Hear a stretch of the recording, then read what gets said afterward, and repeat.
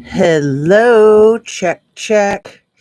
Am I live? I think I am. Man, really hard for me to come on right now. I've been very excited to come on and talk to my crew, and I also just want to like bawl my head off. This situation in Texas is so vile and avoidable, in my opinion. Let me get started with all my normal stuff, please. Hit your like button. And I was putting peppermint oil on my hands. It's very energizing and relaxing, and it helps with digestion too, because that histamine response that attacked my whole freaking digestive system last month. I got to stay ahead of that. Yeah, I'm doing, what am I doing? Probiotics too. Um, Please make sure you're still subscribed in the event that you are subscribed. If you're not, please consider doing it. It's free. It takes a millisecond, no commitment. It does a lot to help a channel out. Share a video of mine with somebody that you think might like my channel to try to counteract what I believe has been shadow banned my channel. I do believe. Maybe I'm wrong. Neither here nor there. Turn on your notification bell to ring, and then you'll know when I come on live. So here I am. I'm on live. I have it on live chat. It looks like my sound is working. Everything's plugged in. We got one person in the house, 2 likes. It's Anna Bees, my girl. How are you, babe? Do you mind if I call you babe? Is that just a little too informal? How are you, honey? How's your day going? So it is Monday, 7725, which, that's sort of like 777, which would be lucky, right? You don't mind. You're so nice. Um, so I really could cry. So I want to talk about some of this Epstein crap because I think that that is paramount. I think that the big E and the little e combined can save our country. I do believe, and maybe even the world. Come on, big E, little e. Like, they're vile individuals, but together they're like I don't know, they exponentially like feed off of each other in like a super disgusting way to fight the big T dragon, the little D dragon. You know who I'm talking about. Donnie Two Dolls. So, I am, of course, no fan of little e. I am no fan of big E. I find them both repulsive. And quite honestly, they're both guilty of the same crap that Trumpster Fire is guilty of, right? I mean, little e was the epicenter of it. I mean, probably Les, as he goes by, he's probably the epicenter, but he hides behind, or used to hide behind, little e. That was his puppet or his protege or whatever you want to call it. He still lives in Ohio. He's 87 years old. He thinks he's untouchable. He kind of is untouchable. He's the richest man in our state by a long shot. I don't think he started Victoria's Secret. Somebody last night on a video said that he started Victoria's Secret. And I'm like, nah, I think he bought it. I think he started the Limited. And he may or may not have started Bath and Body Works, but I don't think he started some of those companies like Hollister and Abercrombie and Victoria's Secret that he owns. Express. He might have started that one because isn't that like the same as the Limited? But again, neither here nor there. The problem is that he's loaded and that he's protected, and that's horrible. So the other huge problem, and it's like I don't want to overshadow the awful, disgusting, horrific tragedy in Texas with this bullcrap politics stuff. I really don't. And of course, nobody wants to freaking politicize a force of nature and a tragedy involving children. Nobody wants to politicize that. It's politicized. Okay, so let's talk some about the Mystic Camp Mystic. It's been around for a long time. Like, I think close to 100 years. Pretty sure it started in around 1926. I'm not going to look it up. It doesn't really matter. I mean, it's just trivia, basically. But what's not trivia is that it costs $4,000 to send your child there. $4,000. And I'm not sure. I did a lot of research. I'm not sure if that is for the 2-week camp or the 4-week camp, because those are your two options. They have 6 blocks, and 4 of them are 2-week camps. 2 of them are 4-week camps. So both of the 4-week camps, which was like block number 2 and block number 6, had just done their drop-offs on, if I looked at a calendar, I could be sure. I think it was the 29th and the 30th. I think that was Sunday and Monday, 29th and 30th of June. So people dropped their kids off as young as 8 years old. As long as you finish 2nd grade, you're old enough to go to this 4-week long camp. That's, as a mother, I can't even imagine. I just can't. I don't want to judge these people that have lost their freaking kids, but really, you send your 8-year-old away for a month? There's a lot of things that can happen to a young girl at camp when she's gone for a month that you might not ever even know about. Seriously, that's just nuts. So historically, a lot of the people that send their kids there are the elite of Texas, probably from other states too, but we're talking about a lot of politically connected families. So currently, with this current camp block 2 and camp block 6 that dropped off on Sunday and Monday before this happened on Friday, and they were scheduled to be there for 4 weeks. Let me take out my notes.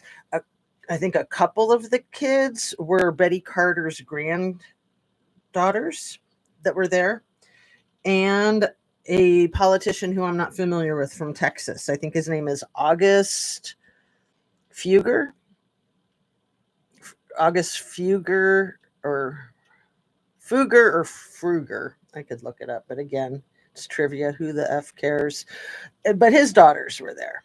He's a politician. I'm going to imagine that the Betty Carter granddaughters and August's daughters are fine, or maybe they would say something about it.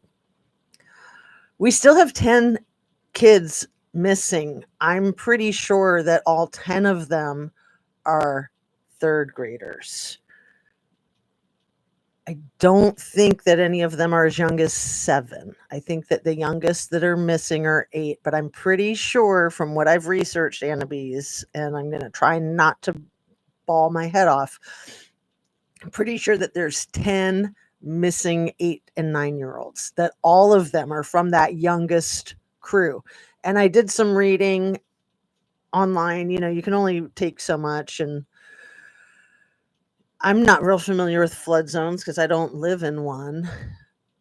But apparently, the flood zones, and they're marked. They're marked on maps, and they're marked on the buildings. So it's weird that little children were in these flood zones. Plus, you have time to evacuate.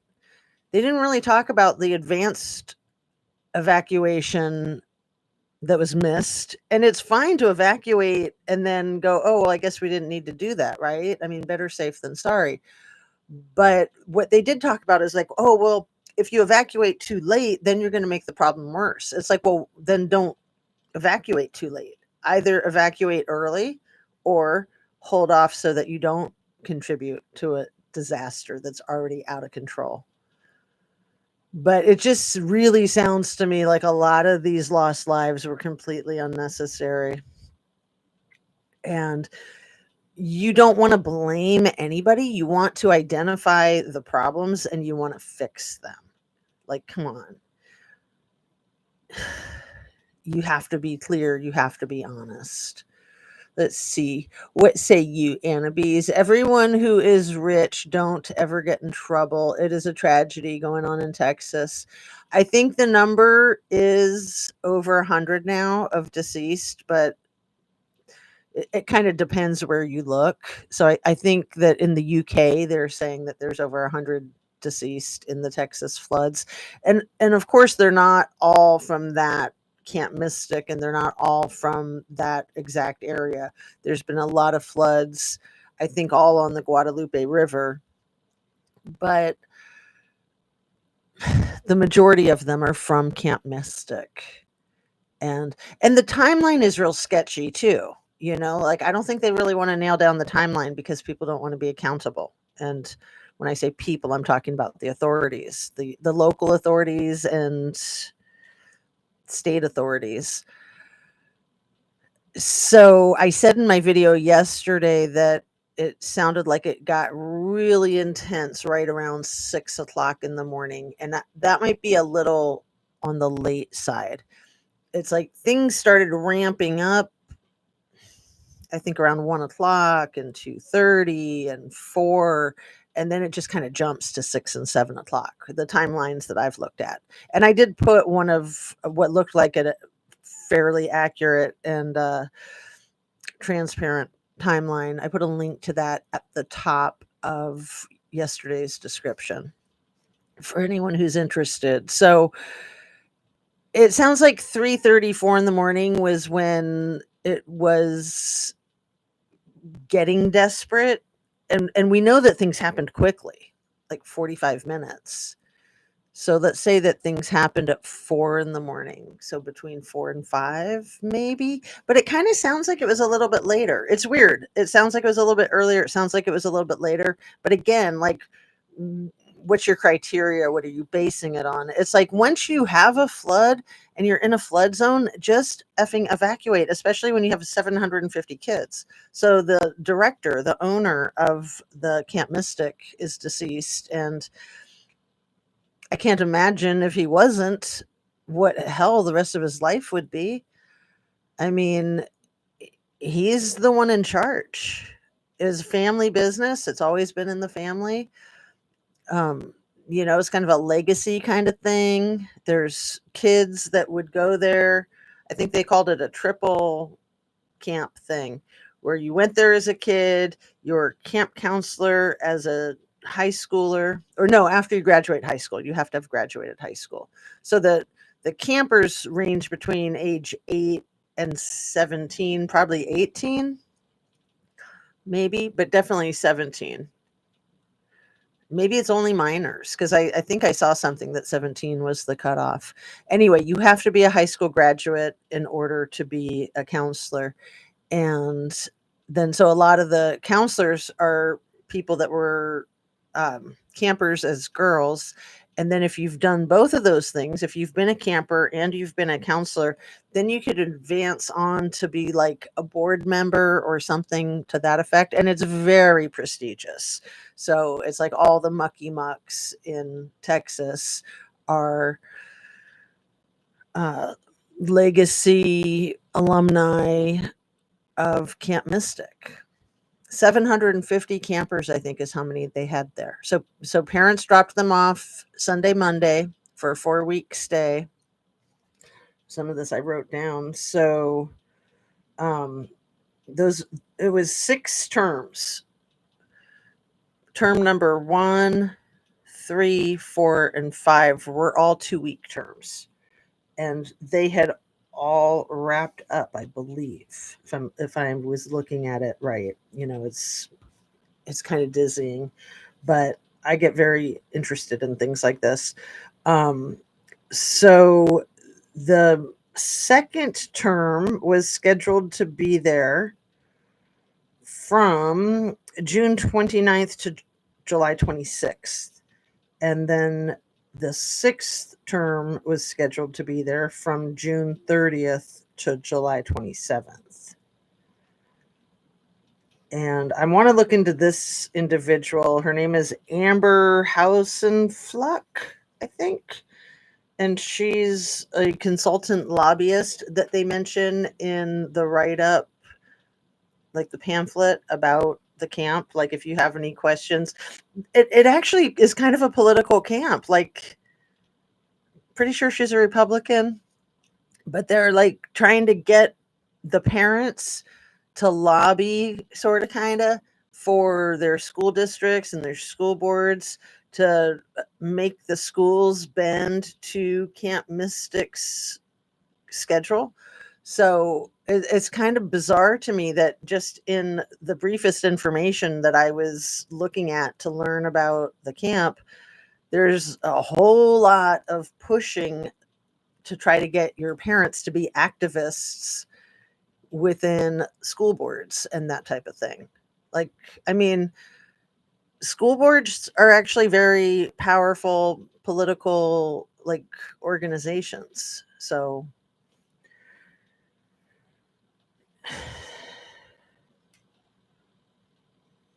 like I said, I don't want to make these tragic losses of young lives. I'm not wanting to politicize that in the least. I'm just trying to state the facts as I see them. Everything I say is simply my opinion for the sake of hoping to start a conversation, open up a discussion, learn something, be educational, and all my videos are made for YouTube and it's an infotainment platform. Let me catch up with my friend Anna Bees. I've heard it was for the elite. George W. Bush's wife went there when she was young. Yes, she did, Anna Bees. A lot of people with high political ties. And I'm curious. I'm just really curious about a lot. I'm sure we're going to be hearing a lot, a lot. So one of these little girls, one of the youngest that was rescued, I think she was 8. She might have been 9. Her um, story, and she didn't tell it on camera, but one of the sisters that found her 6 miles away from Camp Mystic told her story that when they found her, they asked her, like, where'd you come from? How did you get here? And I figured her answer would be, I don't know. But she said, I was at Camp Mystic. The floods came. Somebody opened a window and I flew out the window. And they found her 6 freaking miles away. So that is a miracle, an absolute miracle that she's okay. Relatively okay, that she survived. A lot of these kids are going to have survivor's guilt. A lot of the adults are probably going to be severely traumatized with the survivor's guilt. So of the 750 campers, it sounds like most of them survived, like probably around 720, but they lost 30. And a good chunk of those lives lost are that youngest crew, it seems to me from the research that I've done so far. And from the research that I've done so far, it seems to me that all of the unaccounted for missing campers are all in that age range of 8 and 9. And like you can keep hoping for a miracle, but at this point, it's been all day Friday, Saturday, Sunday, Monday. Without clean water, chances are they're not going to make it.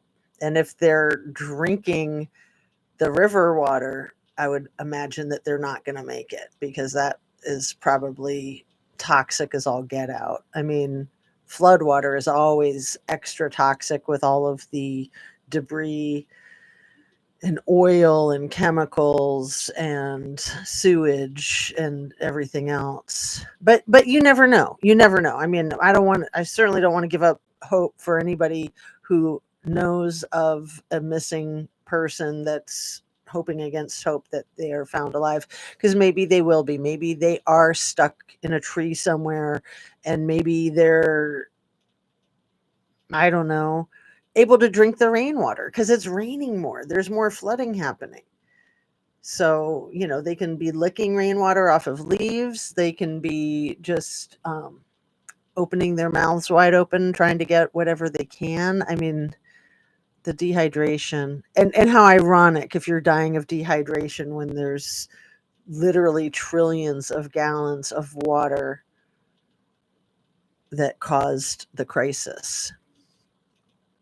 So it is so terrible, so terrible. Hey, Mr. Mark, I was thinking about you. I'm so happy to see you here. How are you? How are you?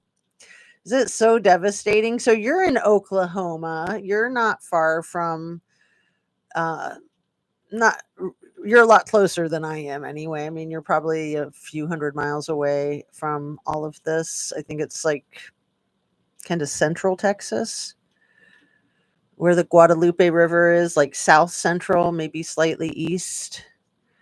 It beyond tragic. And Ninja, wow! Me and my friends were hanging out. How are you, honey? Yes, it's so horrible. And Rachel Smith, it's been forever and a day. Thank you for it's nice to see your name. It's been so long. A 30-day session costs $4,300. So yeah, I saw that it was $4,000. You have to have a $400 deposit, and I think your deposit is refundable right up until it starts. You know, because a lot of kids are going to chicken out from a 30-day thing or even a 2-week thing. But it sounded like the cheapest was $4,000. But maybe that was not written properly, or maybe I misread it, because the majority of their sessions are 2 weeks. So they have 6 sessions a summer, 4 of them are 2 weeks long, and then 2 of them are 1 month long. And the 2 that are 1 month long had just started on Sunday and Monday before this happened on Friday. Seems like it could have been avoided. Rivers flood. I used to live in Austin. Exactly. We all know that rivers flood. And especially, I mean, I live near, the area that I live in has a lot of rivers, and there's been a lot of floods. But even people who live on the tiniest of the rivers know that they're going to flood. I mean, if you live on a river, you know it's going to flood. And you just, that's part of your lifestyle that you have to contend with.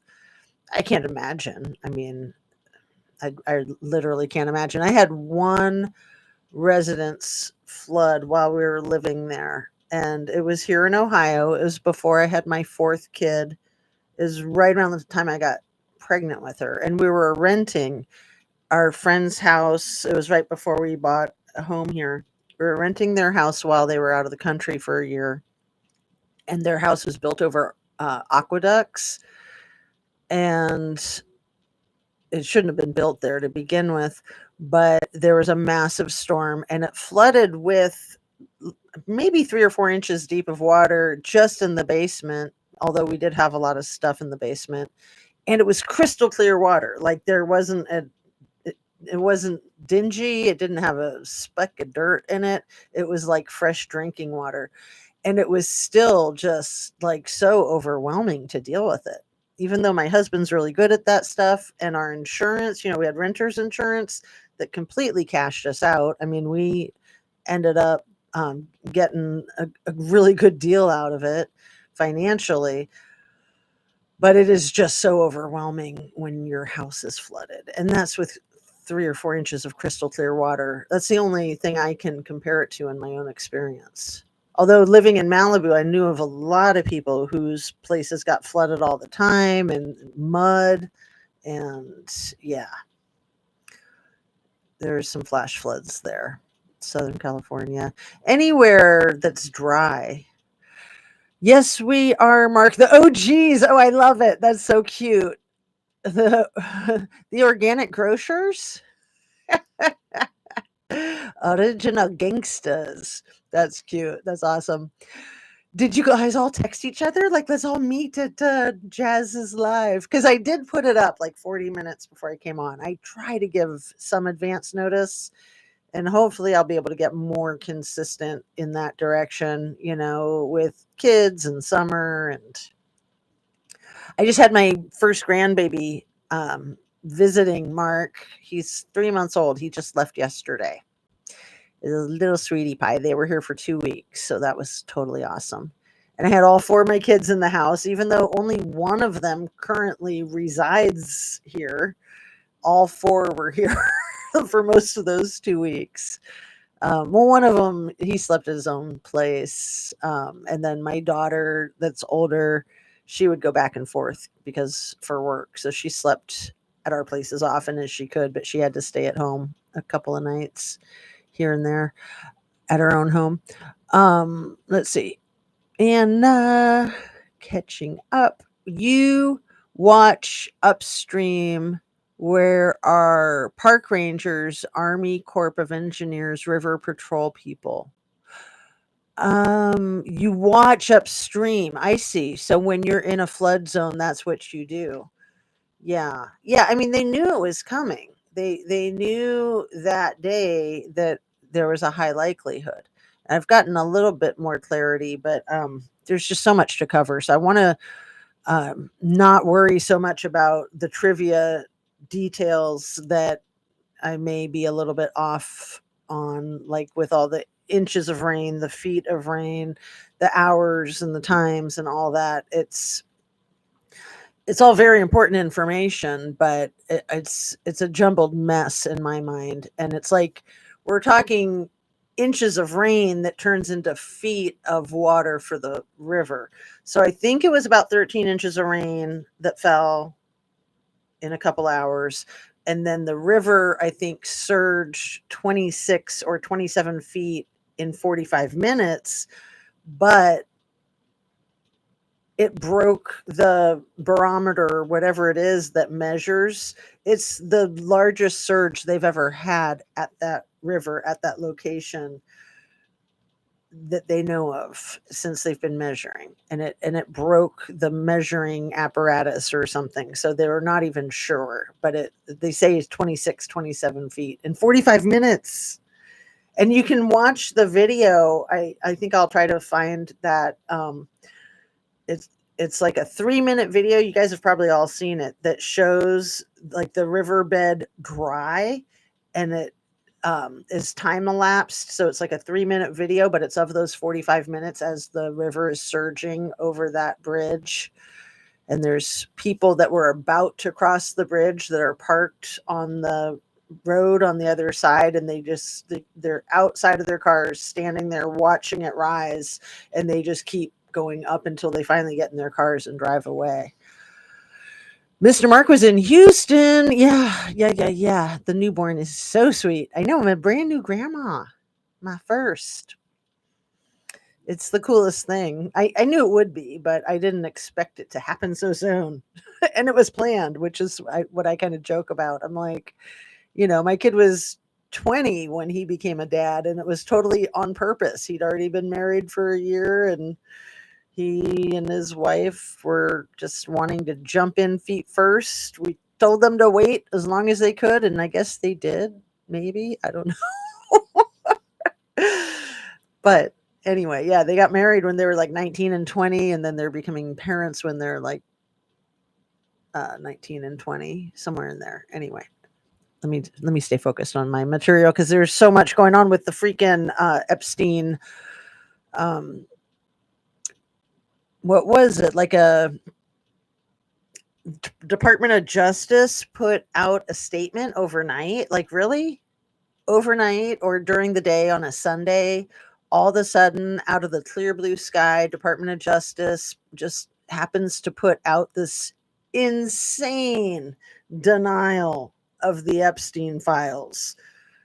Basically, I'll try to summarize real quick, and then I'll read the last couple of comments here to stay caught up on both sides. I'm going to try to do it off the top of my head, although I have it in my notes. So the denial is that there's no Epstein list. That doesn't exist. He absolutely was never blackmailing anybody about anything. And he definitely took his own life. 100%. There's no way he didn't take his own life, according to this Department of Justice statement that was released yesterday. Okay, he passed away 6 years ago. Elon made his threatening tweet ago. Yeah, just a month and a couple of days ago. It was a month ago today, I think, that he took it down.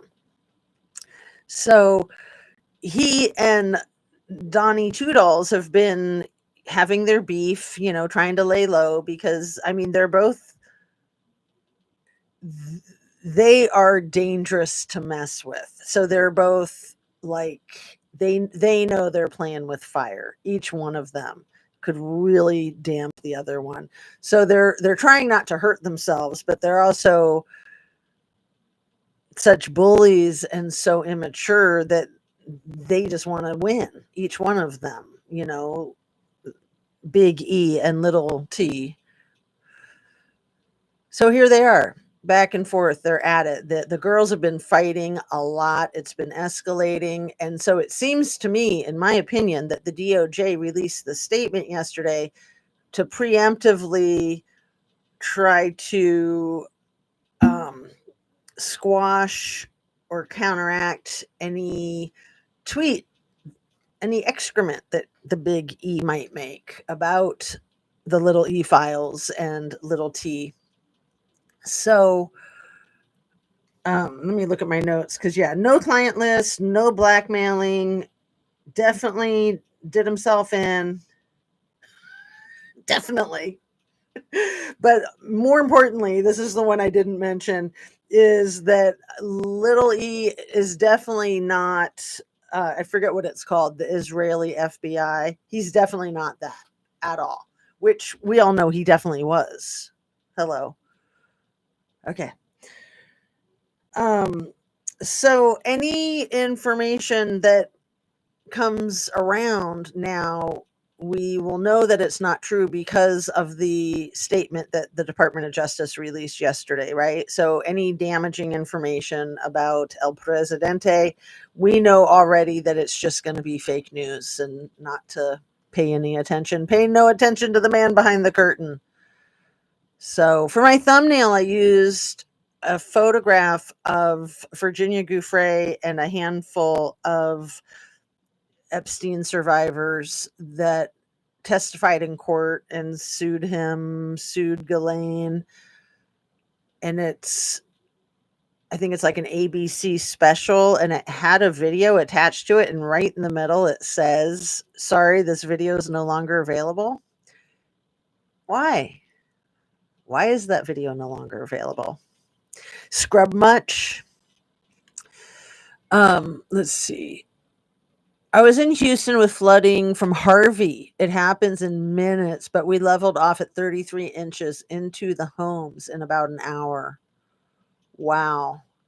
And just the freaking damage. And then the health hazards of that water.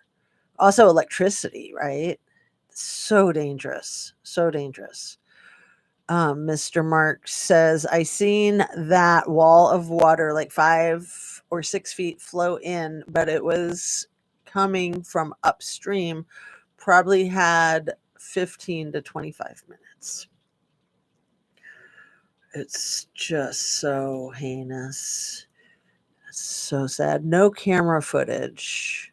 Oh, well, you haven't seen the camera footage because that'll be one of the first links that I put in the description after we wrap up.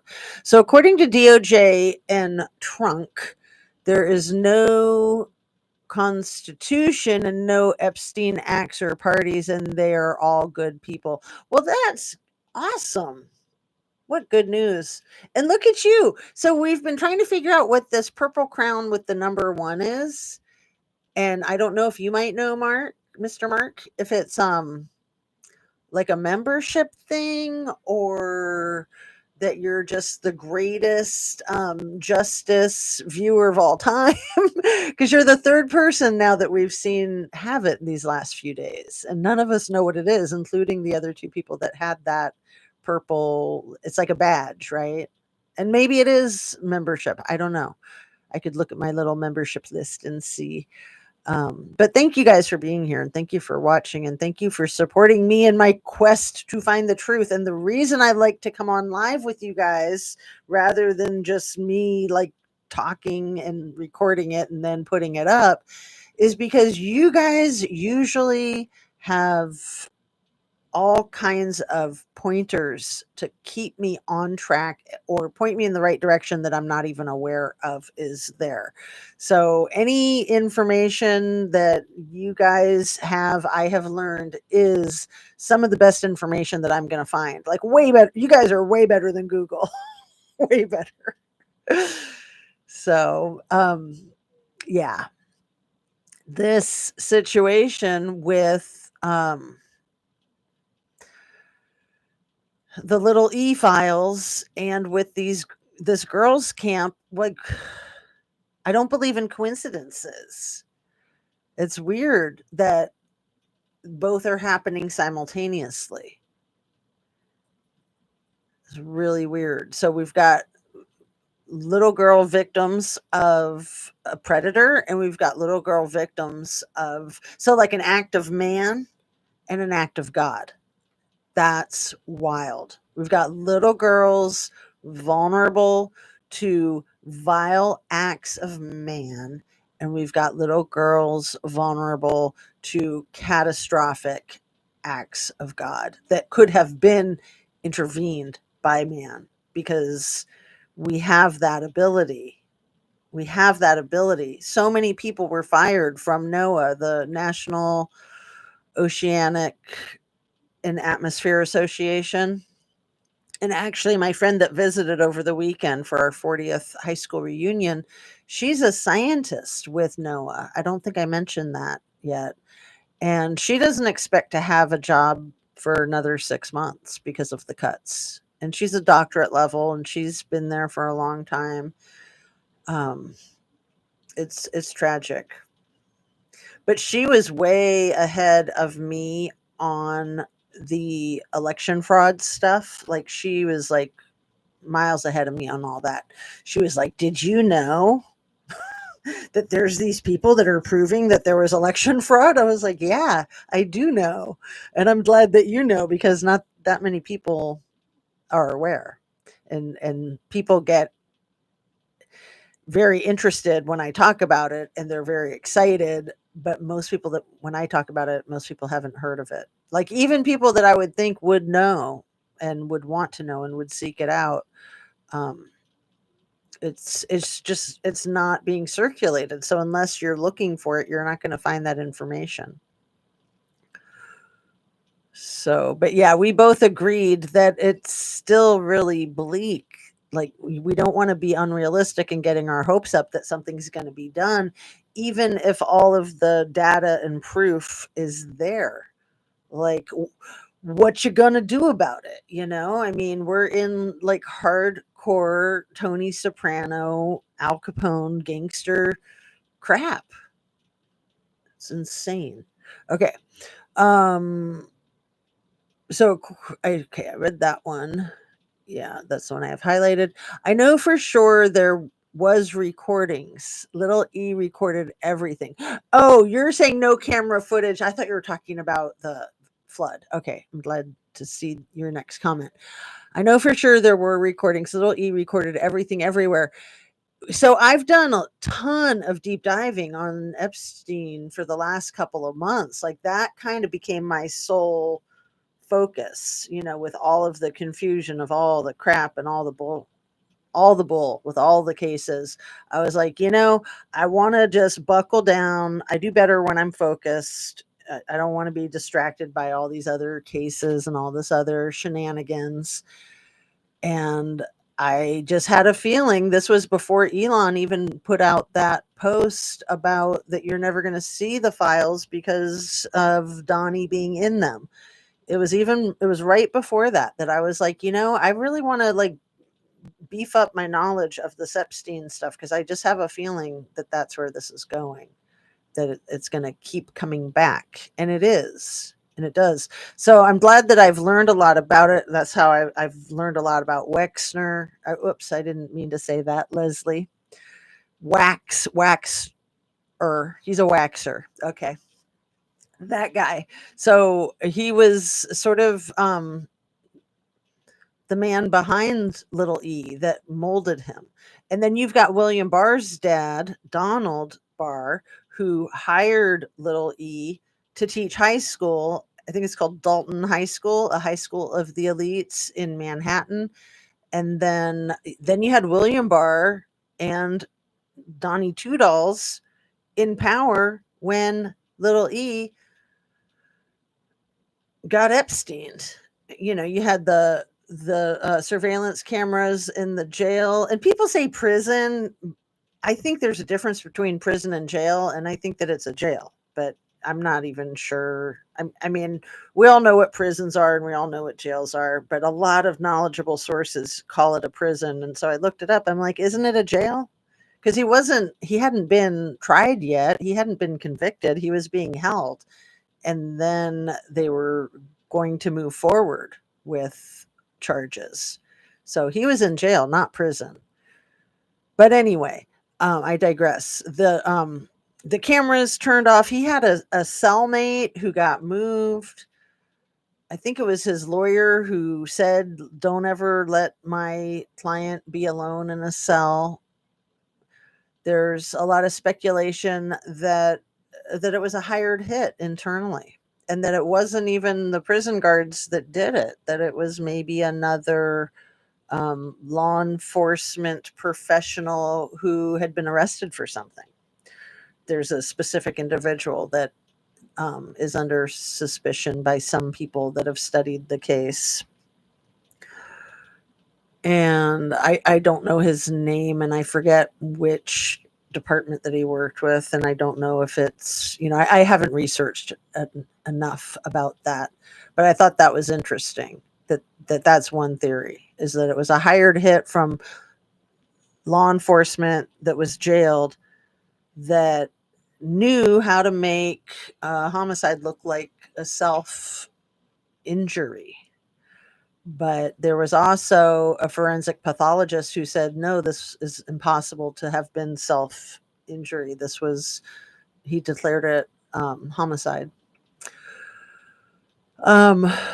So yeah, Little E recorded everything. I started to say this, but I didn't say it. In my opinion, his sole focus was getting the material to blackmail powerful individuals. So him getting his rocks off and being a disgusting rat bastard perv was a major fringe benefit. But in my opinion, the main goal was actually to get the videotapes. He had a room full of video cameras in his Manhattan townhouse, and again in his other properties, like the one in Florida, the one in New Mexico, the one in Ohio, in New Albany, outside of Columbus, just east of Columbus. Those and then Epstein Island, they had video cameras everywhere. Diddy did that too. They don't just do it for fun. They're doing it to blackmail. They're doing it so they own you. They own everybody. And everything that anybody does is on videotape. So yeah, those videotapes exist. Bet your bottom dollar. He recorded everything and everywhere. Annabees. Yeah. So everyone is innocent, like Kylie drowned. Yes, we were just talking about that. So Mr. Mark, I came up with this new thing. You probably remember how I would often say self-inflicted, accidental, natural occurrence, right? Everybody was passing away from self-inflicted, accidental, natural stuff. And then this guy, not him, not that guy who owned his own island, but this guy that you can barely see. That's Brian Jones back there from the Rolling Stones. He's got the funny blonde bowl cut hair, and you can see where it says Stones. Anyway, I can see if I can show you the whole poster. It's like a December's Children poster of the Rolling Stones back there. Keith Richards is back there, Mick Jagger, all of them. But I just have it where you can just see Brian Jones. So anyway, Brian Jones, some people think that Keith and Mick might have done that to him. Other people think he might have done that to himself. But what it has been documented as for Brian Jones, and so this is my new thing, is misadventure. He died from he was a victim of misadventure. And I'm like, I'd never even heard of that one. So that's my new thing, like self-induced. I use the induced to play on J.P. Miller with Micah Miller rather than self-inflicted. So self-induced, natural, accidental misadventure is exactly what took Kylie's life, right? And Trinity, we were talking about her yesterday. It is pouring rain right outside my window. Like, this is a blackout curtain right here with all these pictures on it.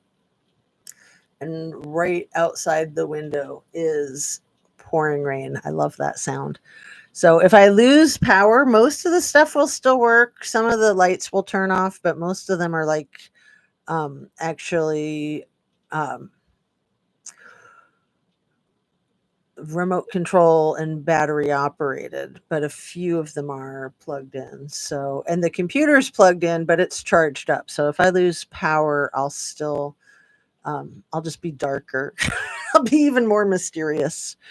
But let me stay focused. We've already been on for 46 minutes. I don't want to keep you guys forever. I want to get to the point with all this bull crap. And I want to keep up with you guys. It was a hit, I think. Oh, yeah, with Jeffrey Epstein, I used to totally think he was still alive until somebody straightened me out, and they were just like, "No, he had too much dirt on too many people." But I'm like, "He's a billionaire. He could pay for anything. He could get a body double, blah, blah, blah." But no, I mean, the two people that were in charge, William Barr was the attorney general, and his dad was balls deep in the mess. Even though his dad's stuff happened in the 70s, what happened with his father hiring him at the Dalton School is what put him on this trajectory of where he was. So William Barr should have recused himself from everything Epstein, and he never did. And then the man who was El Presidente at the time, those two had more power and control over the prison system and the jail system than anyone else on earth. And little E probably thought he had it made in the shade, because the last time he'd been arrested and held in jail and tried and all that crap in Florida, you know, little T's buddy Acosta took care of it, and he got like that sweetheart deal back in 08, 09 for graping 14-year-olds that they essentially said, and there were some 13-year-olds too, and maybe even younger. But he was convicted of being a John with 14-year-olds. He wasn't convicted of statutory. It was as if the 14-year-olds were being held to the same standard that somebody twice that age would have been held to. So he was convicted of being a John to underage girls, and he served 13 months, and he was kept at a separate fancy little detention place, and he was allowed to be like at work like 12 hours a day, like 6, I think 6 days a week. It was ridiculous. He should have gotten about 45 years probably back then. But Jim Acosta and Pam Bondi, I think, helped on that too. Like, a lot of these people are repeat players, a lot of these names you see again and again. So then Acosta did that in Florida back then. And then in Donnie's first administration, Acosta was appointed to be one of the secretaries of defense or treasury. Let me look. If I have my phone handy. Yeah, I do. I just bumped something. Did it all fall tumbling down? I don't think it did anything disastrous. Okay. Let's see. This guy's so gross. Jim Acosta, President Trump, first term.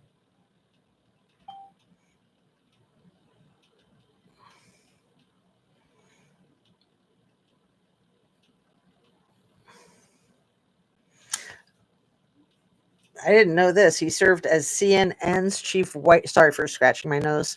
He served as CNN chief White House correspondent during the Obama and first Trump administrations, which he gained national attention for his clashes with President Trump at press briefings.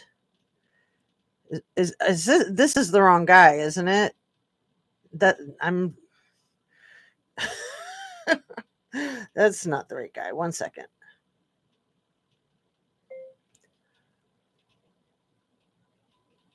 Attorney General for Florida during Epstein's sweetheart deal.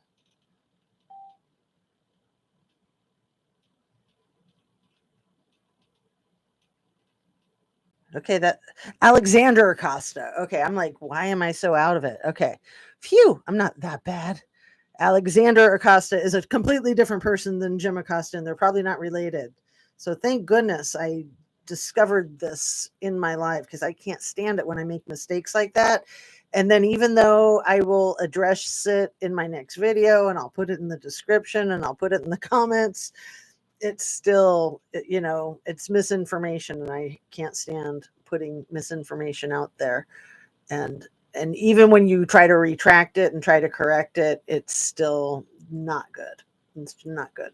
You want to be accurate. So, and I hadn't looked at his name in a long time. Alexander Acosta allowed child trafficking ringleader Jeffrey Epstein to plead guilty to a single state charge of solicitation in exchange for a federal non-prosecution agreement. And then I want to know what he was the Secretary of Labor, and he almost didn't get appointed because of his crap in Florida with Jeffrey. And then he was able to get sworn in, and then he had to resign as soon as Epstein was arrested.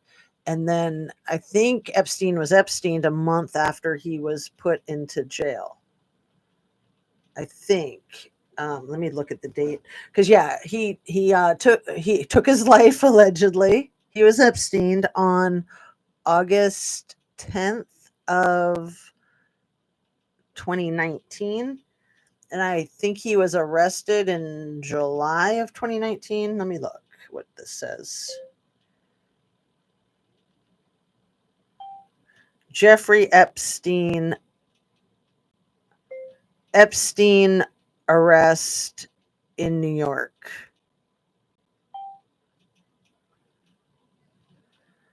So he was charged July 9th of 2019. So, well, that was an article. Sorry. Here's another article from July 6th of 2019. Charged with MEX trafficking. He avoided federal charges a decade ago in a widely criticized plea deal. I think it should say wildly criticized plea deal. But, and it says multimillionaire financier. He was a billionaire financier. He only handled people's finances for them if they had at least $1 billion to their name. And he was a billionaire. But he didn't just get his money from doing that. He got his money from selling arms to Israel, allegedly. He also got his money from blackmailing people for Israel, allegedly. So, yeah, he was arrested early July of 2019 for human trafficking. So he had a bail hearing. And here it says billionaire Jeffrey Epstein. So why did it say like multimillionaire? Because there's a big difference. I mean, it's both more money than I can ever imagine. But billionaires, there's a lot more millionaire these days than there used to be, and there's not very many billionaires, I guess. I mean, that's the word on the street, right? Fred Field, hello, hello. Um, so I let me highlight that one and then catch up with my folks. Thanks so much for coming in and hanging out. No notification, Frizz says. I was watching drunk arrest videos, cliff notes on what I missed. Sure. Talking about the horrific situation in Texas where I believe all 10 of the missing campers are 8 and 9 years old. To my research and comprehension and understanding, every single one of the campers is in that youngest bracket. The youngest children that they would take at this camp was anybody who finished second grade. So it would be possible for somebody to be 7, but it's my understanding that the people that are missing are 8 and 9. And then one counselor. And the counselors have to be at minimum high school graduates. So I think a lot of them are in college. Um, and then talking about the Department of Justice release yesterday that little E definitely wasn't Epsteined, or he Epsteined himself. That's for sure. Don't get it confused. And that there's no client lists anywhere. He never kept track of anything, and that he never blackmailed anybody. That just wasn't even a thing. So that's really good to know, right? Like, thank goodness they straightened us out on all that crap. Because we know we can trust the Department of Justice and Pam Bondi.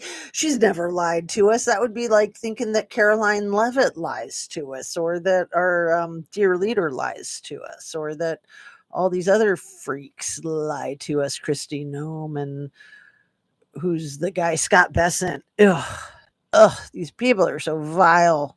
Who's that other one? The one that owns Rumble. Uh, he's such a freaking tool. He's one of the owners of Rumble. The one that was like babysitting our dear leader the last few days and speaking for him. I can't think of his name. I have to relax. I have to.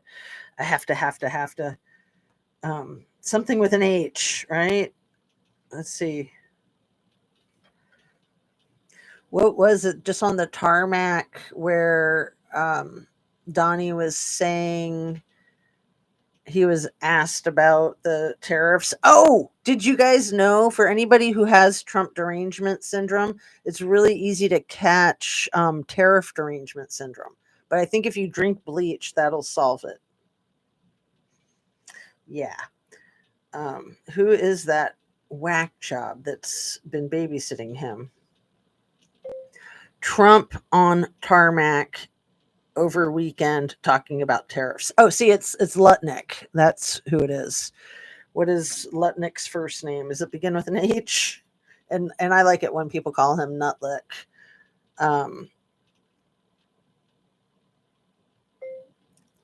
Lutnick. Howard Lutnick. It does begin with an H. I was right. Oh, it's so nice when I can remember things. I was like, he's got an H name. Okay. Anyway, that guy is such a huge effing liar. So the Trump derangement syndrome, the tariff derangement syndrome, I'm really glad to know that those are the things that I'm afflicted with. I mean, of course, I'm being sarcastic, but you got to be a little lighthearted about some of this nightmare crap. So the Trumpster fire tariff derangement syndrome is getting, all those tariffs, those beautiful, perfect tariffs are going to be enacted on August 1st. And dear leader is sending out snail mail letters to all these countries today, tomorrow, maybe the day after, maybe before the end of the week, sometime. He's going to be sending out the snail mail letters acknowledging how lucky they are to have tariffs and to do business with us. And he'll be letting them know how steep their tariff is, because they've all been taking advantage of us for far too long, and it's just not fair. So that's what's going on. And Lutnick is there to like straighten it out when he's like talking in circles and can't answer a question. Something as specific as, are the tariffs starting on July 9th or August 1st? And he just like spins out and talks in circles. Can't keep it straight, but yeah. 90 deals in 90 days. Uh-huh. They've got concepts of a plan for the deals, so that's good. Anyway, did I catch you up, Fred? Are you still here? Nope, the internet will go out. You are correct, Mr. Mark. Thank you for straightening me out on that. Yeah. But then if I had one of my IT people nearby, I could do a hotspot with my phone, but I probably wouldn't because that's just so much trouble. I would just wait until it came back on. So let's talk fast and stay focused. I like your hi, Fred Field, with the HIGH. Is that like an inside joke? But yeah, you are correct, Mr. Mark. The internet would go out because our router would go out. That's how it goes. So, and then maybe I could come on a live on my cell phone, but you know how that is. I hate using the cell phone, and then I can't read comments so well. Still no rain on my lawn for over 2 weeks. That's wild, Fred Field. So I just noticed today it wasn't even like a guarantee that we'd be getting rain when I looked this morning, but it looked like we have rain on the menu every day for as far as the cell phone weather prediction thing goes, which is like 8 to 10 days. It looked like probable rain every single day for the next 8 to 10 days. Personally, I like rain, but it does get hard to keep up with the gardening and the yard work. So good thing I got some done the last few days. Not even knowing that was coming, because yeah, you always want to wait till it dries out. They are also gross, Anna B says, and I'm going to highlight that because that is so true and accurate, and I'm going to speed read and get all caught up. You are on top of everything, so a mistake every now and then is permittable. You were so sweet to say that. I feel better about all of this mayhem when I have my thumb on the pulse, and I do really want to be accurate for my own benefit, but especially if I'm sharing my information with other people, I don't want to be ill-advised. And yeah, Stephen Miller, thank you, Anna B. Is that a guy that I always call Stephen Smith? But then there is a really vile Stephen Smith who happens to be black, and he's like almost as vile as Stephen Miller. And Stephen Miller is like the most racist, fascist, Nazi imaginable. He is so gross. He's the guy whose wife left him for a little bit less vile of a Nazi fascist, right? I mean, Elon's a vile Nazi fascist, but Stephen Miller kicks it up a few notches. So Stephen Miller's disgusting wife left him to be part of Elon's harem, allegedly. But I mean, at least she got away from Squidward. I don't know who owns Rumble. So yeah, the Lutnick guy. Harvey Lutnick is one of the people who started it. I went over that a couple of weeks ago because I was mind blown. I think Peter Thiel might be one of the people that started it. Let me see, because I don't want to be throwing that information out there. And maybe like Joe Rogan or something. Hold on.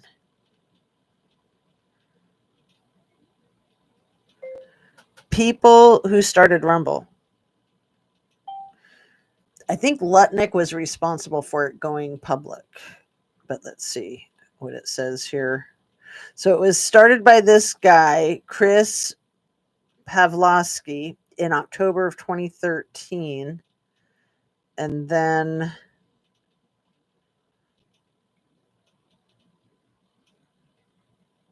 who else started it?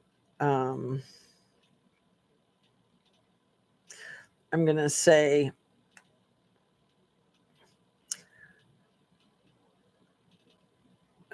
who started Rumble. besides Pavosky. I know I didn't say his name right, but it might know what I mean.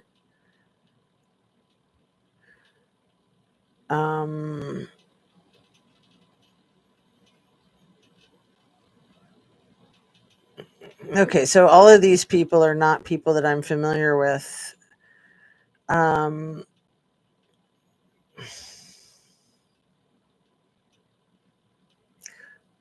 who started the Rumble app? Okay, what is Rumble? Who started Rumble? Who took Rumble public with Harvey Lutnick? People who took Rumble public with Lutnick.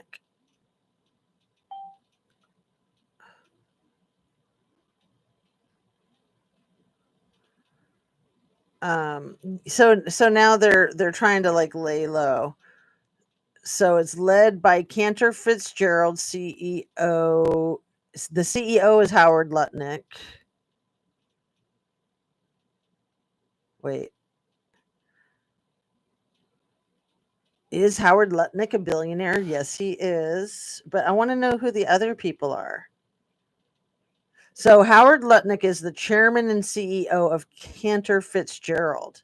Why is it called Cantor Fitzgerald? That's weird. Is that like F. Scott Fitzgerald from The Great Gatsby? I don't know. I want to say that other guy, Scott Bessent, might be part of it, but let's see. Oh,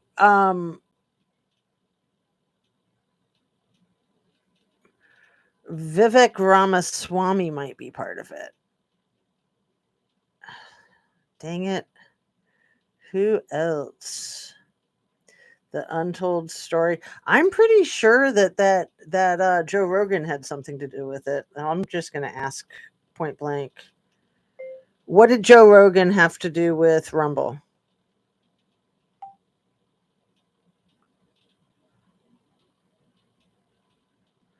Rumble publicly offered Joe Rogan $100 million over 4 years to move his podcast, The Joe Rogan Experience, to their platform. This $100 million, is that all? This offer came after Rogan faced criticism for past episodes and content, particularly regarding racial slurs and COVID-19 misinformation. Rumble, a video sharing platform known for hosting conservative personalities, framed the offer as a stand against censorship and free speech. Rogan ultimately stayed with Spotify, the platform he had previously secured exclusive rights to his podcast. Okay, here we go. Peter Thiel and Dan Bongino, that guy. You know, the guy who works with Kash Patel. So Kash Patel's the director of the FBI. He's the secretary of whatever makes him director of the FBI. And then Dan Bongino is the vice president. No, the assistant director of the FBI. So Peter Thiel, Dan Bongino, Rogan. Okay. That's good enough. But I want to see what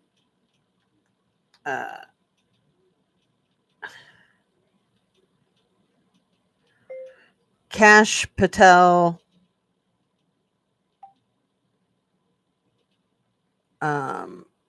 okay, he is just the director of the FBI. I thought he was also secretary of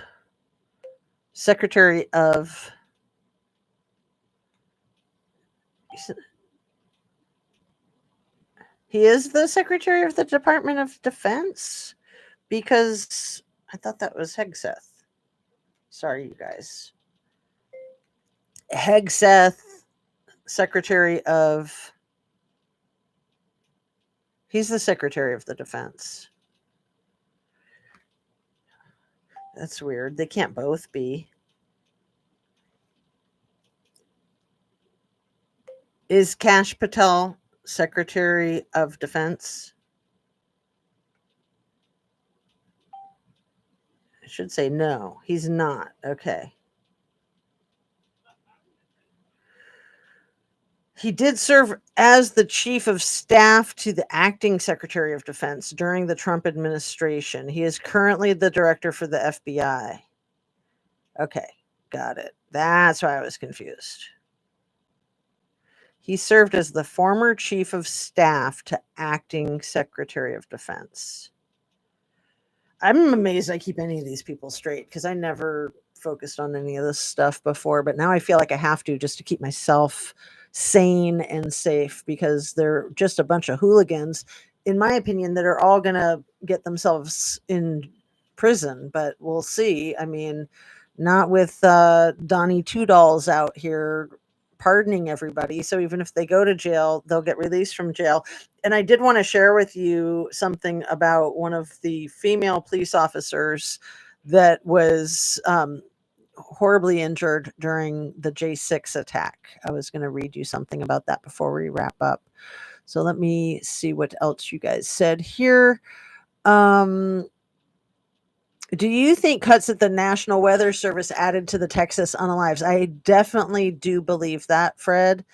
And that's not so much to lay blame as it is to try to learn from the situation and move forward safely, make things better. Seriously. Like it was an act of God. Let's just go with that. I mean, nobody can control the weather, not even Jewish people with their space lasers. I mean, there's some weather control I think that military can do. I definitely think that there's some, but not I don't believe that stuff like that is as extreme as like Marjorie Taylor Greene tries to um pretend that she believes, and I don't know if she really believes it either. I mean, she is pretty stupid in my opinion. Most definitely, Fred. Anna B says we are affected with Trump derangement syndrome, tariff derangement syndrome. I just learned that I have the tariff derangement syndrome from the guy who lived in the pink Barbie mansion, Scott Besson, the billionaire that lived in the pink Barbie mansion, which would be fine if he wasn't such a prick. I mean, the pink Barbie mansion's cool, and you would think that there might be hope for him since he like plays for the other team. But no, he's just as bad as the rest of those that are like transphobic, homophobic, racist mofos. But he's not heterosexual. Anyway, he's the one I think who told me about the tariff derangement syndrome. And I'm just like, aha, that's what it is. Little E derangement syndrome, right? Because he didn't do anything wrong. He didn't hurt anybody. He was treated unfairly. He got a bad rap. The great big beautiful tariffs. Oh man, Fred, you're ahead of the game. Yes, absolutely. Cray cray. Um, and grocery derangement syndrome. Annabes, you are so smart. Stephen Smith is a sports journalist and he's an a-hole too. I see that's funny that he's just a sports journalist because why does he have to be such a political a-hole when he's just a sports journalist? That's wild. Thank you for telling me that because I had no idea. I thought he was some kind of pundit. Wow, Jazz, you are so awesome. Oh, you are the best, Annabes. And let me highlight that like 12 times. What was it you said that about? That was 5 minutes ago. So who the heck knows? That was so long ago. So Peter Thiel has his hands in everything. So for anybody who doesn't know, and I think you're one of the people, and Billy Darling is one of the people for sure that first educated me about Peter Thiel, that he is the man behind the mashed potatoes in a suit couch humper. JD Vance, otherwise known as JD Vance, mashed potatoes in a suit. So Peter Thiel kind of adopted him and paid for him to get his law degree at Yale or some school like Yale. I think it was Yale. I used to think it was Harvard, but I'm pretty sure it was Yale. And, he just paid all that money for mashed potatoes in a suit, dude, because just because, it's not like they're lovers or anything. I mean, that's kind of the same thing with little E and Les, the guy who is a waxer, the billionaire in Ohio, Leslie, who's married to somebody that little E introduced him to. But, those women are called beards in situations like that. And for all we know, mashed potatoes in a suit, physician wife is a beard for all we know. But yeah, Peter Thiel and mashed potatoes in a suit are probably a couple, the way Scott Besant and his husband are. And there's nothing wrong with that. Just deal with it and don't like ruin the whole earth and planet because of your own internalized homophobia. Damn it. Patel is FBI. Yeah. Okay, and he smokes, Annabes. I only just saw this yesterday in an interview when they were filming him making this DOJ statement about how Epstein definitely Epsteined himself and that he never was planning on blackmailing anybody with anything and that he didn't keep records of anybody or anything. So very glad to have that all straightened out. And most importantly, he definitely was not part of the Israeli FBI, which let me look up the name for that because that's something I am not familiar with, but I know there's a name for it.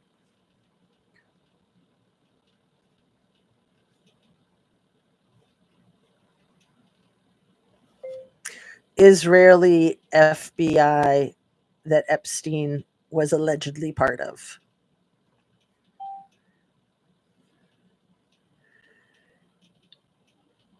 It's called Mossad, right? Mossad, the Israeli intelligence agency. Epstein's name has been linked to the Mossad, the Israeli intelligence agency, in various reports and speculations. However, it's crucial to understand that these connections are allegations and theories, not established facts. And according to Mr. Cash Patel, I just sat on my balls and my eyes are popping out of my head. According to his eyes popping out of his head, that's just totally fabricated. Little E is definitely not part of the Mossad. Okay, are we clear? We got that. I think we should call Peter Thiel Littlefinger Game of Thrones reference. Oh, that's so funny. It's all a Game of Thrones kind of thing. And then all of this crazy crap with like Christy Nome, Puppy Killer, and Pam Bondi, who has a fake wedding, had a fake wedding. And all these other lying liars. They all want to do like a gladiator type of Hunger Games kind of thing with immigrants and such, it seems. Like, how disgusting is that? Like, yeah, that's very barbaric, and that's what people used to do back before they had TV and MTV and computers and all kinds of things to entertain themselves with. It kind of feels to me like anybody who wants to have that be part of their culture and entertainment is like they're so dead inside that they can't feel anything. And so to watch these people fear for their lives and fight for their lives is like the one thing that might make them feel a twinge of being alive themselves. So disgusting. It's like a cockfight for humans, a dog fight for humans. And that's exactly what they want, in my opinion.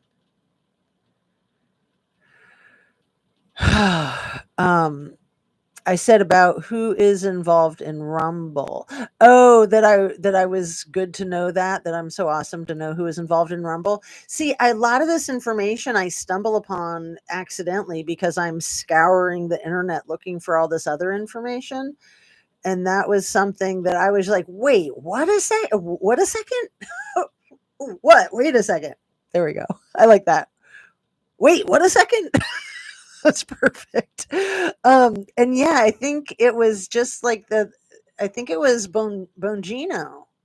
I was watching like that bullcrap interview with Bongino and Cash Patel from like a month ago when they were trying to deny that Epstein could have been Epsteined, that he definitely Epsteined himself, and that, all this stuff was crap. When both of those guys, Bongino and Patel, both, and excuse me for scratching my nose, both of them had been huge conspiracy theorists about Epstein having been Epsteined by anyone but himself. But so I noticed in the interview with Patel, and I think that was like the DOJ message from yesterday, is that it looked like he was smoking. Like he had something down next to him with all this like smoke coming up from it. And there's nothing wrong with smoking, in my opinion, other than, cancer and all that, and that it's expensive. I've smoked at times in my life and I understand the appeal. And I think when you're a smoker, as an addict, it's fun to be addicted to things. It's kind of a pain in the butt too, but addicts are addicts and I am one. But as an addict, you really don't trust people that aren't addicted to the same things that you're addicted to. And so I thought, wow, that's pretty wild that Patel looks like he might be a smoker. So he probably doesn't trust anybody because nobody smokes these days. People vape. And I don't think a vape is going to be having the vape come up from it. Like it only has the smoky looking stuff when you're vaping. When you breathe it out, it looks like smoke, but it's not smoke. It's like evaporation. And man, my nose is itching like crazy. It's got to be that fan and the allergies. And I know that I do have my hanky around here somewhere, but where? I'll just try to wrap it up because we've been on for almost an hour and 20, but let me see if I can find it.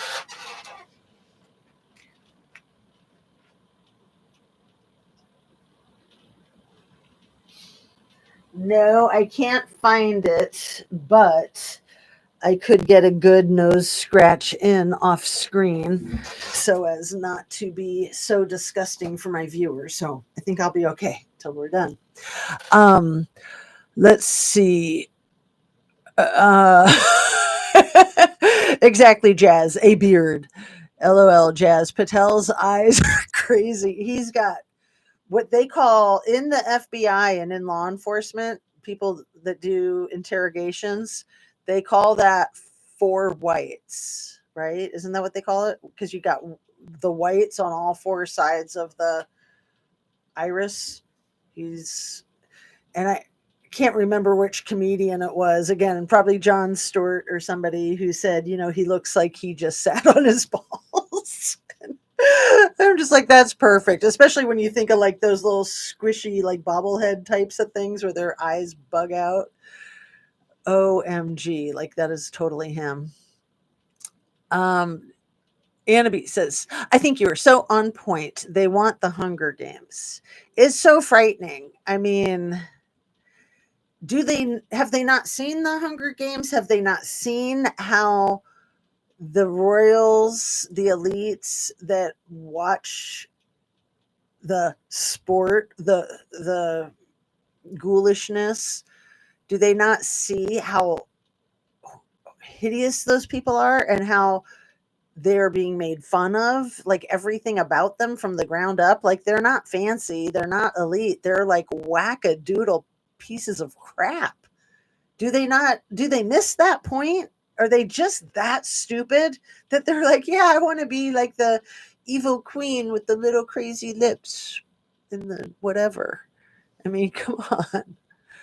Fred says, mail lady just drove by, out to get my bills. Can't wait. Oh, you're funny. That's the best comment ever. I know, like little kids, they're always so excited to get mail until they realize as they turn into grown-ups that really the only mail you're going to get is bills. No, thank you. Especially in this day and age, you're not going to get letters and checks sent to you since that's all just like text, emails, and Venmo now. Fred, we also have bill derangement syndrome. And you know that you can get them online, right, Fred? I'm not making fun of you. I don't think I've ever paid a bill online in my life. I still write checks. I do. I confess. No, I have paid bills online. I've paid my My yoga bill, I pay that online. So there. See, I'm not such an old fogey. I've paid a bill online. I can't say that anymore. They are just empty vessels. Yeah, like they're not even a shell of a shell, in my opinion.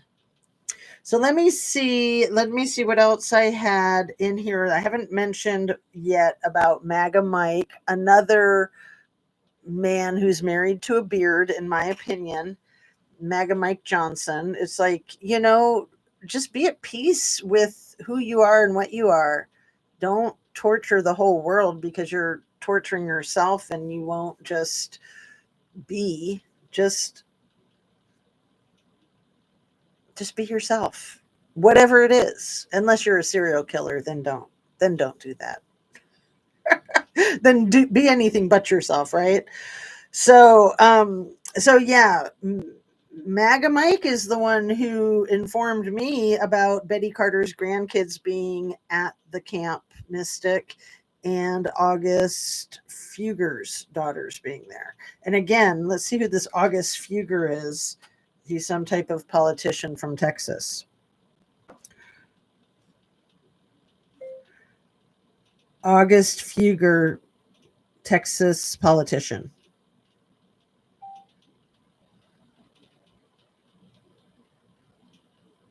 Oh wow, it's spelled Pfluger. So he's a congressman representing the 11th district of Texas. August Lee Pfluger. And he's an Air Force officer. Okay, so he's been serving since 2021. Interesting. So he's got daughters that are at the camp, allegedly. Let's see if Google knows about that, and probably does. Um, how do you say his name? I'm just going to have to spell it on here. Pfluger. Is that it? Daughters at Mystic Camp. Daughters at Mystic Camp. Or Camp Mystic, whichever. So yeah, he reunited with his daughters. Two of them that were rescued from Camp Mystic. So it even has their names, Caroline and Juliana. So I wonder how old they are. Let me ask if it's going to tell me how old these kids are.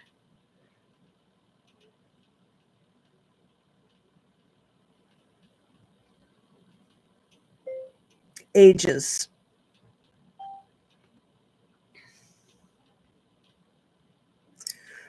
I wonder if they're in that age group of 8 to 9, but maybe they won't say. I'm surprised that they even put their names in here.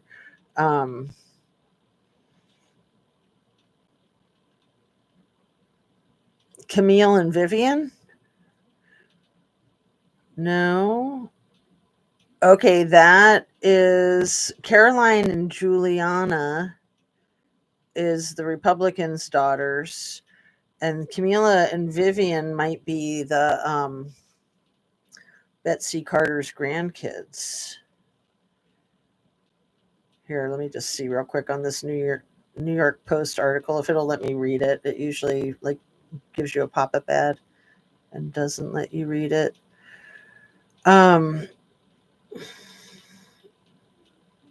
So yeah.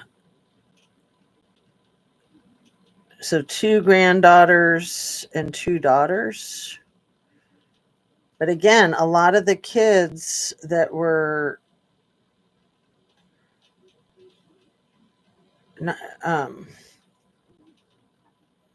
in troubling situations, just give me one pop-up ad after another. A lot of them were in that age range of the 8 to 9, the youngest. And I was just blown away that they allow them that young to go to the 1-month blocks. But yeah, I don't think it's going to tell me the ages. My granddaughters lost their cousin, Jane, and many other families are grieving loved ones. Wow. So Betty Carter's granddaughters lost their cousin. So that cousin would be a relative of Betty Carter, too. Huh. Wild. Um, Camille, Vivian, and I are now reunited with Caroline and Juliana. Okay, so those are the um, that's from the Texas rep. And yeah, the owner of the camp, Dick Eastland, he passed away. It says attempting to save his campers, which, I mean, it's sort of like being the captain of the Titanic. It's like, yeah, you better make sure that everyone survives. Um, for decades, he and his wife Tweety poured his life into loving and developing girls and women of character, and frequented by prominent political families such as former President Lyndon B. Johnson's daughters and granddaughters and great-granddaughters, as well as former First Lady Bush. And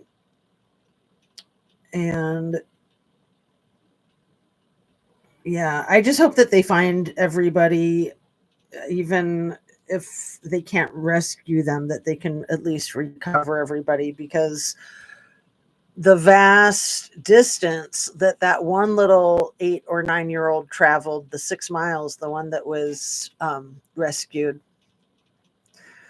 I'm sure some of these people, alive or not, have traveled even twice that.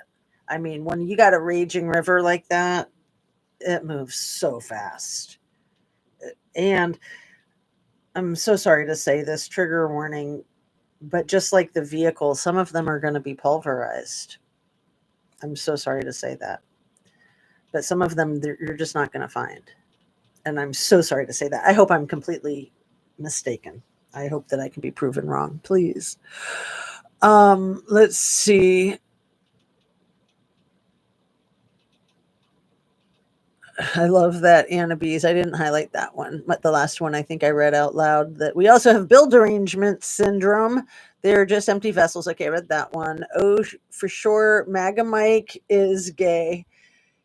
And again, there's nothing wrong with that. But I do think that there's something wrong with pretending that you're not. I mean, I understand in some professions, like Prince or David Bowie, that when you're a rock star, might make that might hurt your sales. Okay, I understand that for like Cary Grant as a movie star, but I admire those like Elton John who just are what they are. I am what I am, and people can get used to it. Like, I mean, even Andy Warhol, as much of a prick as he was, at least he just didn't like try to put up a facade.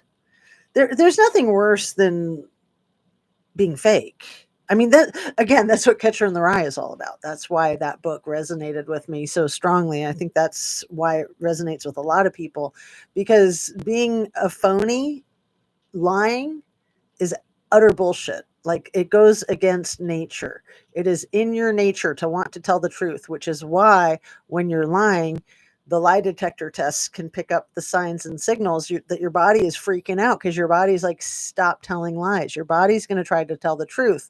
Like when you're Barry Morphew and you nod when you're saying something negatory, or you do this when you're saying something affirmative, because your body is telling the truth, whether you like it or not. Like, you just can't control it.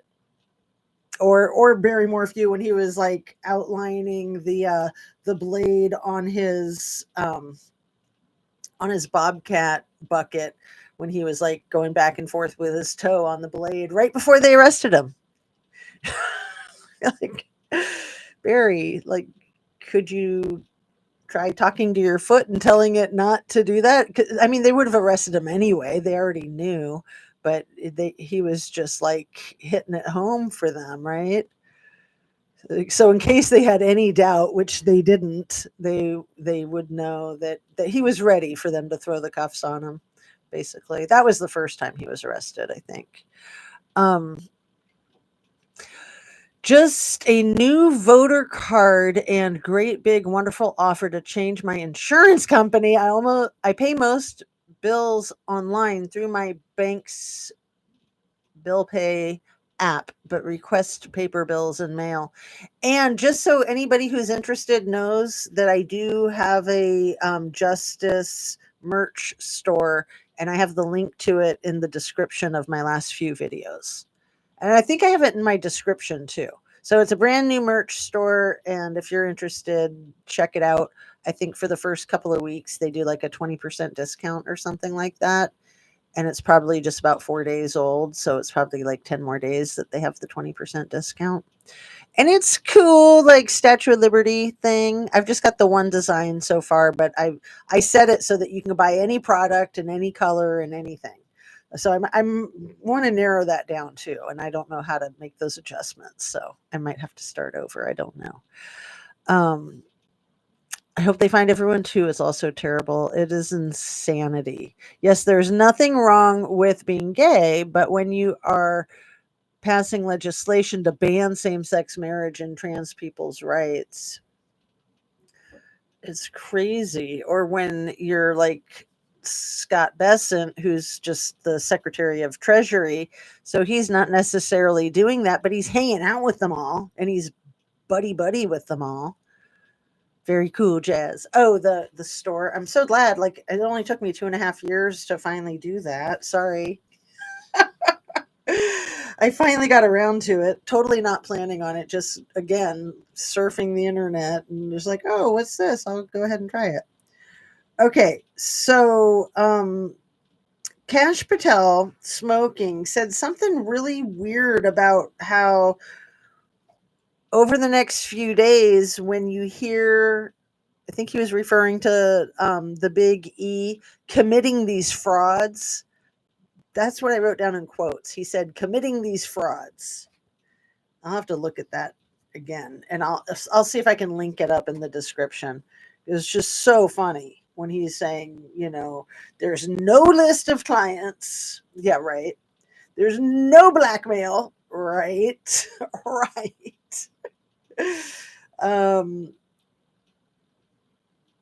He definitely did it all by self. Got it. And again, most importantly, definitely not Israeli FBI, or what was it called? Mossad or something? Was that the last thing I looked up? Probably not. No, it was not.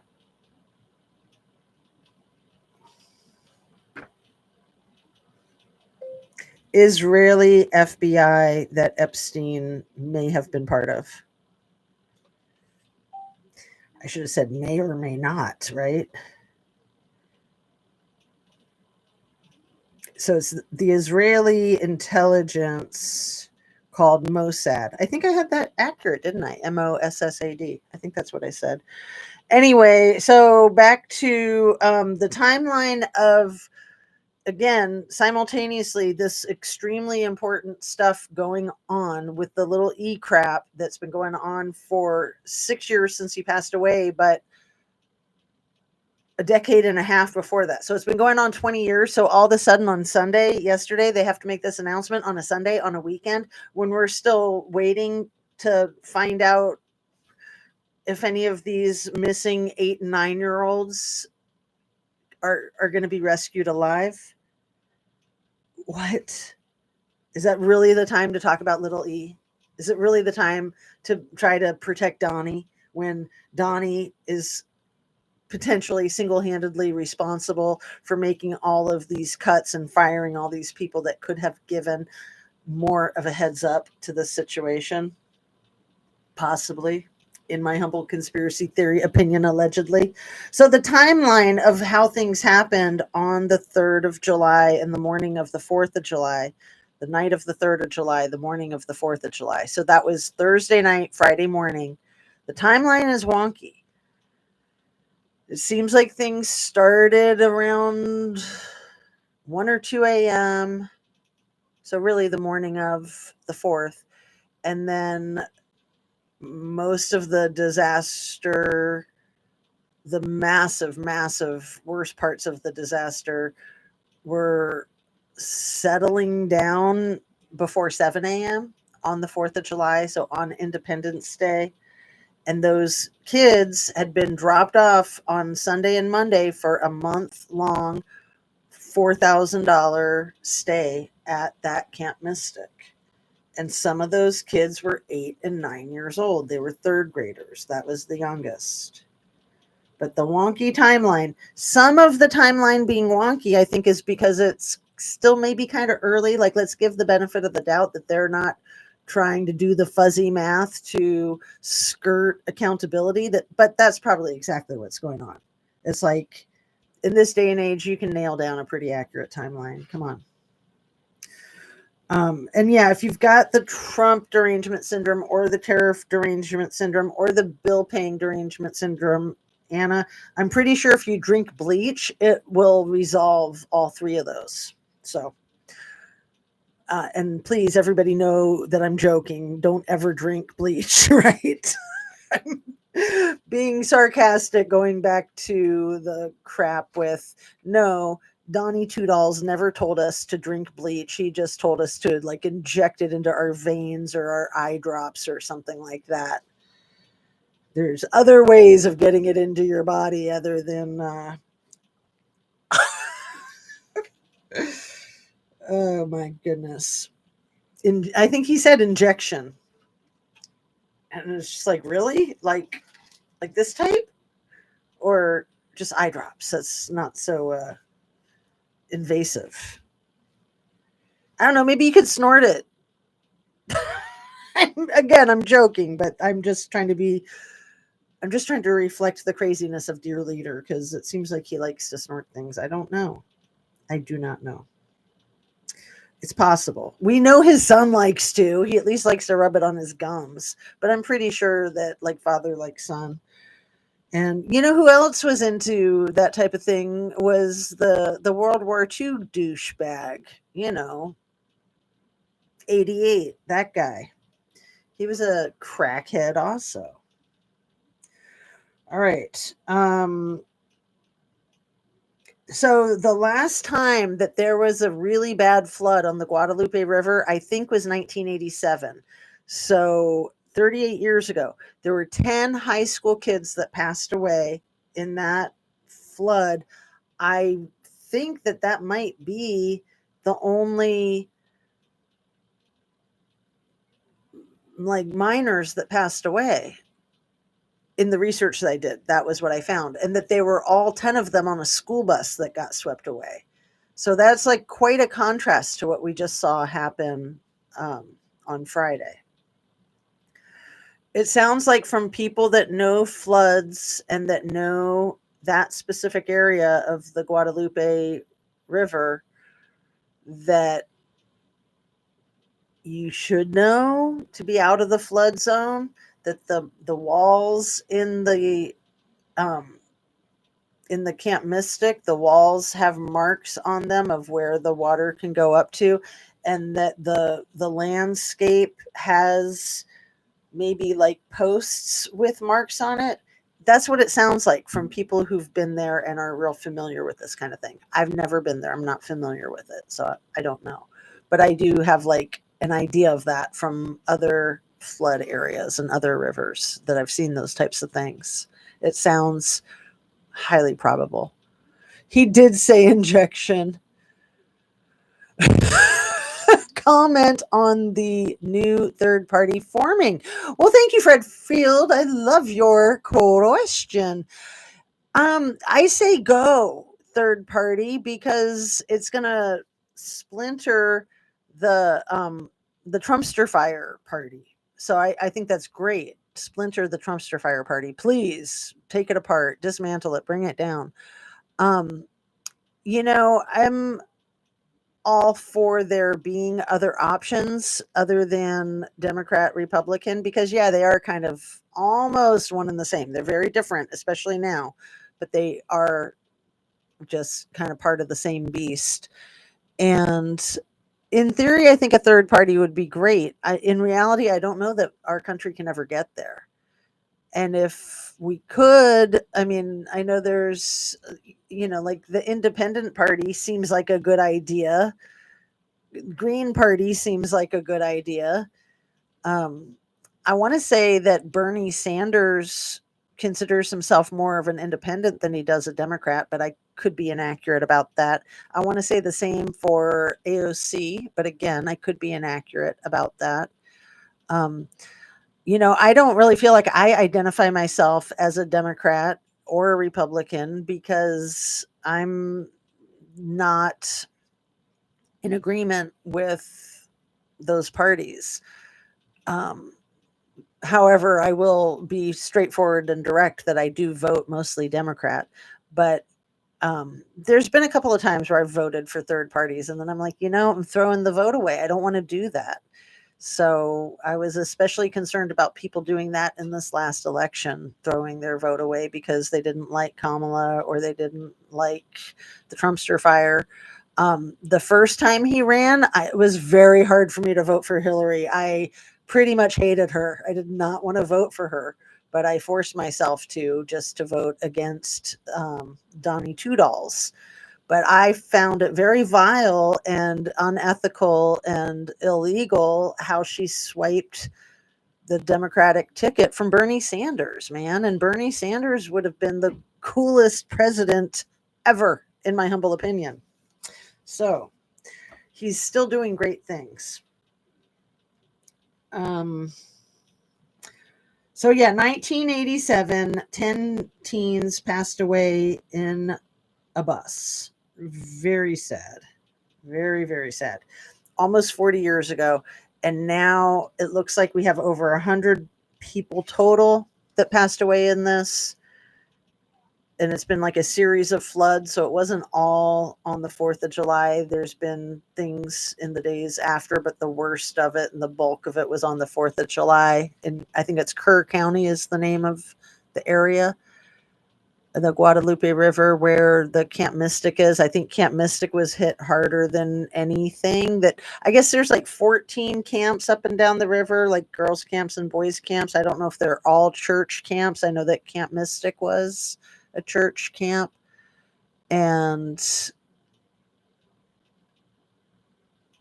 I don't even think the whole Camp Mystic was destroyed. I think just one building in particular that we see all the images of.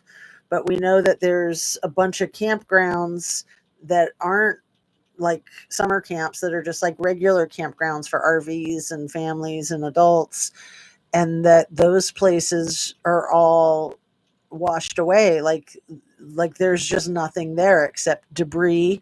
There's like trees that look like they have balls of yarn wrapped around them, and a lot of that is shredded vehicles, and God forbid what else is in there. But when they have these like giant clumps of trees that they're trying to go through to see if they can recover anybody from there, I wouldn't think they're going to find anybody in these giant clumps of trees that they could rescue. Unfortunately, trigger warning retroactively. I mean, it's just so sad. You see a first responder out there with a flashlight trying to like look through the branches and stuff. And it's just like, they probably see a shoe or a teddy bear or a tire. I mean, holy crap, man. And then probably sometimes, again, trigger warning, they're going to see things that are going to haunt them for the rest of their lives. Trigger warning, trigger warning, trigger warning. Turn it off if you don't want to hear this. They're probably going to see hair. They're probably going to see parts of people. I can't imagine. I can't imagine how things are going to start smelling because it's so hot in Texas. Oh, man. It's going to be really bad. It's probably getting really bad. Oh, it sounds pretty stupid that they built their camp in a flood zone. But I don't think anybody's passed away there. And I think it's been there since like 1929 or something. I think that this particular flood was just one of these 100-year floods that, there's debate on whether more weather professionals could have helped um, make it less deadly. My guess is that they could have at least helped make it less deadly. Like maybe they couldn't have prevented things, because you can't control the weather, but you can certainly get everybody out of the area. And that's going to make a really big difference, especially when people are asleep in their beds. Like that's the worst time for something like that to happen. If people were awake, then they could just go. But, maybe that was part of why they didn't want to evacuate. That's probably it. Is like they were like, where are all these kids going to sleep? We got nearly 1,000 kids just in the one camp, let alone all the other camps. And there were fatalities at some of those other camps. I think some of the boys' camps had fatalities too. Oh, man. Okay. So, yeah, my comment on the third new party forming, did I give adequate comment to that? I'm really excited that Elon's moving forward with it because it's pissing off dear leader. And so I say, go, Elon. You go, girl. I feel that I am not Republican or Democrat. Yeah, yeah. I used to feel like I was mostly Democrat until I got older and realized some of the stupid crap. There's a lot of waste, fraud, and abuse in both parties. Come on. I wouldn't say there's more in one party or the other. Like our government is full of waste, fraud, and abuse. Actually, I think the most waste, fraud, and abuse is that whole Doge thing and all the people that are affiliated with it. Seriously. That's the worst waste, fraud, and abuse. I think that our current dear leader is a whole pile of waste, fraud, and abuse. It's the pot calling the kettle black. So, yeah, I used to feel like, yeah, giving all the money to social services is really a smart thing to do until I realized that a lot of those social services are basically shams and people are just pocketing the money and they're not really doing the things that they say that they're doing. It's just bogus. It's crap. And sometimes it's just like the long arm of the law is just it turns out to be something totally different than what they say it is. Like they say it's a social service, but really it's a way of the government controlling a group of people, in my opinion, controlling outcomes of certain things and cases and such. So Bernie Sanders is the coolest. And he's like, what, 84 or something? Is he 85? Let's check his age real quick. Am I getting close to 2 hours? Um, let's see, Bernie Sanders' age. He is amazing. Bernie Sanders' age. He's 83 years old, born September of 41. So he'll be 84 in a couple of months. He is so cool. I bet you he'll never retire, and as long as he has his wits about him, like, great, don't retire. But if you start losing your ability to function, Miss Mitch McConnell, maybe you should step aside. I am a GDI and vote for the person. I'm gonna have to look that up. You can tell me what it is too, but I'll just look it up. GDI. Gross domestic income. Wait, but is that what you meant? Or did you mean goddamn independent? That's probably what you meant, right? I'm sorry to say the Lord's name in vain. Gasoline direct injection, graphics device interface, gender related development index, or gestational diabetes insipidus.